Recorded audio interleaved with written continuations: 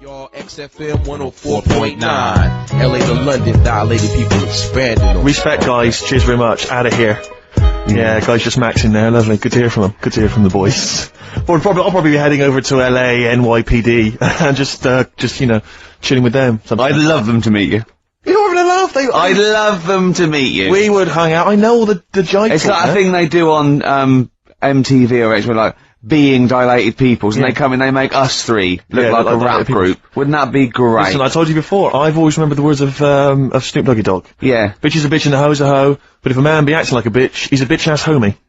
Alright? Those are the words from the street. I would, it'd be like you two had won a competition or something, do you know what I mean? Like that. I just don't think you can believe it, that I'd just be hanging out, you know, sort of like in the crib. People of courage, and you get a chance to meet your favourite. It'd be amazing, wouldn't it? Listen, we were talking earlier about the fact that Bruce Lee, and it's a well-known fact, he faked his own death so he could continue his undercover police work, as opposed to being... Because no one would, he doesn't look different to anyone else. But I was talking to someone as well recently who, utterly convinced, and you get this quite a lot, don't you, especially Americans, that Elvis Presley's still alive. Yeah. And I think, wasn't there some statistic, like more people believed Elvis was alive than believed evolution? Was that right? Yes. Something like that? No. No, it's something worse than that.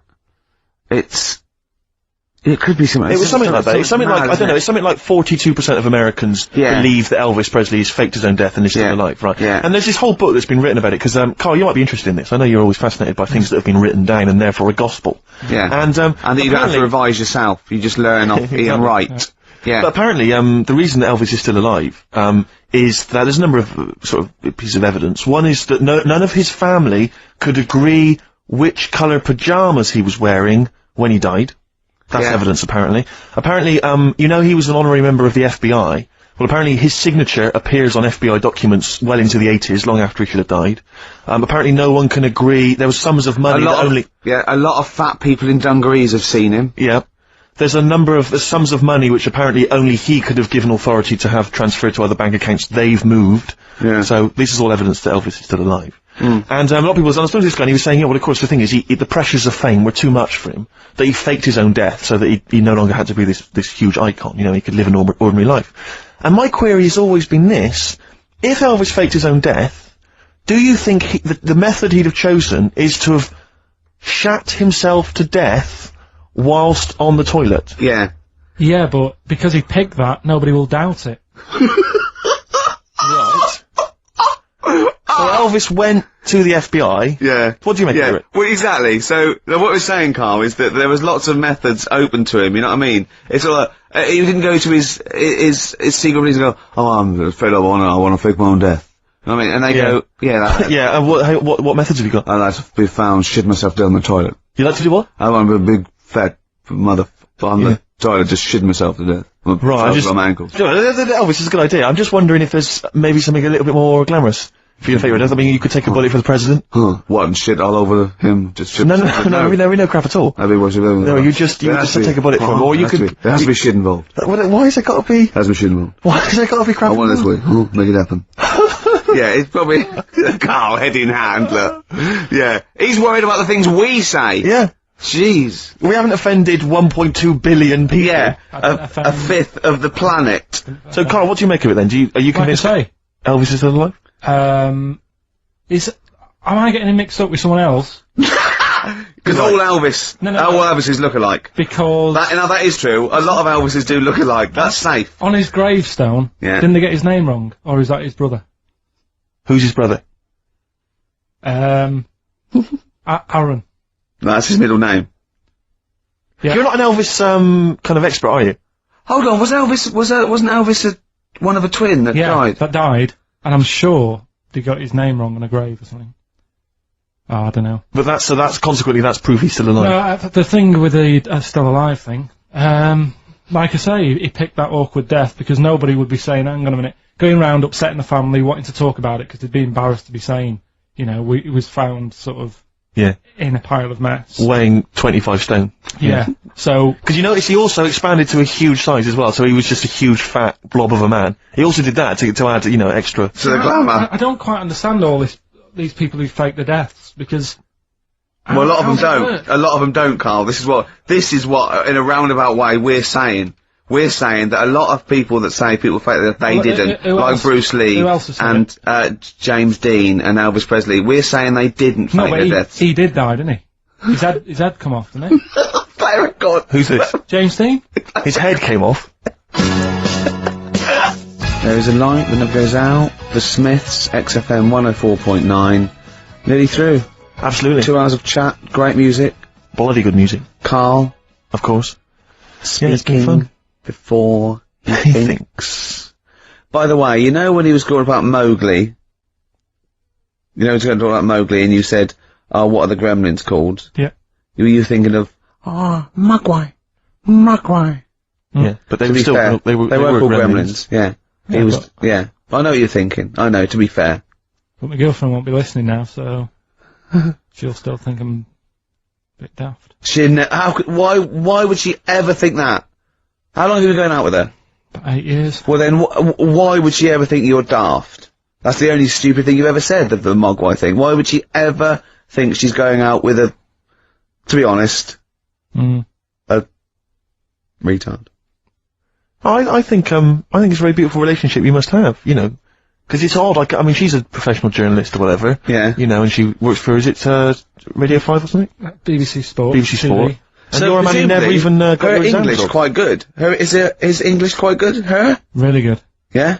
So, And did she do her exams? yeah, she's quite bright. Sure. So what do you bring to the relationship? I think take the pressure off her. Take the pressure off her, to do what? You know, like, when she's had a stressful day and she comes home and talks to me, I think, Yeah. You would relax me, and that's the truth. I honestly, if you know, Carl, he can just go, wow, it's alright. Do you know what I mean? He don't get stressed. He sits in his little booth in there, he doesn't talk to anyone, his little sound booth all the week. And you're in your own little world, aren't you? Well, it's interesting because I wonder sometimes what your aspirations are. I was thinking this, I was watching a repeat of Family Fortunes on Challenge TV last I night. hate that. And it was sort of a mid-80s one, and I don't know if it's still the case, but it was the aspirations of the contestants. It was Yeah. so kind of, it was like, and what's your hobby? Well, you know, like to go out when it's nice weather and stay in when it's not. If you win £2,000, you'd probably be going out when it's nice, don't you? Yeah. And she was like, well, and I sometimes like to watch TV, you know, and I was thinking, wow, man, you've really got some incredible But dreams. what It's just like that, you're just waiting to die, aren't you? That's What all I you're... feel sorry for, right? Two things. You know, in like Stars in Their Eyes, and you get a little fella, and he's gutting fish in some sort of factory in Bolton, and he comes on, and he does, you know, something like Bobby Darren, okay, and Matthew Kelly comes out after and goes, well, I don't think you'll be going back to the fish factory. You will. You will be going back. You will. Straight back, Yeah. mate. Yeah. Let's think of don't all wind, the Stars in don't Their Eyes wind him up, stars. Kelly, because that's a nasty thing to do. I'm trying to think of all the Stars in Their Eyes contestants that have gone on to great things. What happened to that little fella that looked like the little Alsatian puppy that did Christa Burr? He looks a bit like Christa Burr. He looked like he had problems. Well, now what was it? Is Ian Moore his name was? He was. Well, it's interesting. My friend bought me as an ironic gift for my birthday. He bought me the live video of Ian Moore. You'll be pleased to know that Lady in Red was on there, among a number of other hits. But it was brilliant. It was called, it had a picture of Ian on the front. It said Ian Moore, naturally. His jacket was too big for him as well. Of course. It was ludicrous, but I don't know if that meant Ian Moore, naturally, like we all know who this guy is, it's Ian Moore. Yeah. Or was it Ian Moore, he's no longer being Christa Burr, he's just natural. What did he sound like when he wasn't being Christa Burr? Christa Burr. Did he really? Because he met him, didn't he? Yeah. Well, I think Christa Burr couldn't wait to get back on the telly. Well, the thing is, I think Ian Moore is actually earning more than Christa Burr now. I think They could have got Christa Burr on there Yeah, as a contestant. you can get Christa Burr for £1,000, but Ian Moore's going up for £1,200 now, just a PA to a DAT. But he does Lady in Red, he does all the hits. He does Don't Pay the Ferryman, Yeah. Don't Even Set a Price. He does all those. Interestingly, I saw him interviewed once, and Lady in Red's not his favourite song. You're joking. It's bizarre, isn't it? But he was only going to play that if it was the fat ginger Sarah Ferguson. Oh yeah, yeah. It was only if she was wearing some red. He was only going to play that when? Well, it was a live thing, and he was only going to play that if she was wearing red or something. Right. Didn't her That's freckles beautiful. count? That's beautiful. No, so luckily she had a red. That must have clashed with her a bit. Yeah. A red scarf on her face. And the highlights in your hair that catch the light. Yeah. Such a beautiful lyric. Never seen you looking so lovely as the thing is, right, he misses a rhyme there. He goes, I'm gonna ask you to, dance, looking for a little romance. Now he could have said dance, couldn't he? I've met a man once in a bar. I was talking to him for some reason. I was annoyed by him. I was wound up by him. And, I said that I'd written Lady in Red, and I never got any money for it, because I found out he was like a music lawyer. And he went, well, give me a call, I'll investigate that.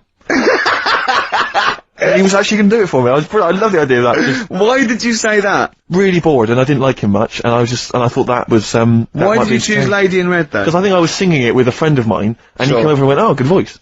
And I went, yeah, I wrote this. What pub is this? It was North. Is it? Yeah. Never seen looking so lovely as you did tonight. So, anyway, that's enough of my Christopher anecdotes. Yeah. That's very much the end of the show. And it is, it's been a great show. Hang on, have I got time for a song for the lovers, or have I missed that? No. If you give it me Of course you now. have. Yeah, what are you gonna play? What are you gonna play? What, are you going to play a song now and then we've got time for it afterwards? No, you'll have to give it me. Yeah. right Oh, I better now. dig it out. Well, can you keep What people... have you chosen? I'll keep it going. Well, a friend of mine who keeps making me little compilations has stuck on an old Tom Waits track, which is from his first album, one that I've not listened to for a while. Brilliant. Re-listened to it, it's an absolute dynamite. Brilliant. Can anyone hear me? Yeah. Just wandering around. Yeah. He's just getting out of his bag now, because we weren't prepared for this. We sort of ran out of time. We're having such a great time with the philosophy of Carl. What do you fancy doing anyway with your future? Me? You know, I'm just gonna tell you now, you know we're still on air, don't you? Before it gets too casual, you know we are still broadcasting to the capital. Okay. Yeah, what do you fancy doing with your future, Steve? Well, once I've made all that money from suing Christopher, my future, I'm living my future, man. I wanted to have some good mates like yourself and Ricky. Yeah. You know, Carl, I wanted to be on the radio, I wanted to play great songs. We're like the Three Musketeers, me, you, and Steve. We're like the original Rat Pack. We're like Ocean's 11. I'm Sinatra. Yeah. You're Sammy Davis Jr. and you're what's his name, Dean Martin, aren't you? Yeah, or Joey Lawrence. What's his name? Joey Lawrence, not Joey Lawrence, Joey Bishop. Joey Deacon. Joey Deacon. My dad said the ending on the old one's better than the new one. We should definitely get your dad in, man. That would be just dynamite. When people get tired of you, we've got the whole Pilkington family to do The whole gene pool. Have you seen it? No. Carl, have we got time for this now, really, mate? What track? To be fair. Okay, it's track number 1. Now, interesting thing This about is Tom shoddy. Waits is that, this is from his first album, and he doesn't sound like that kind of gruff, lived-in guy that he wants to be. He didn't actually sounds smoke. something of a crooner. Yeah. But this is a track called Old 55, which bizarrely, I think, might have been covered by the Eagles. But anyway, so I think it's a really lovely track, really beautiful track. I'll see you next week. And we'll see you next time. Say goodbye, Carl. So yeah. Say sorry What? for if you offended anyone. I didn't. So if I say sorry, that's saying I'm guilty.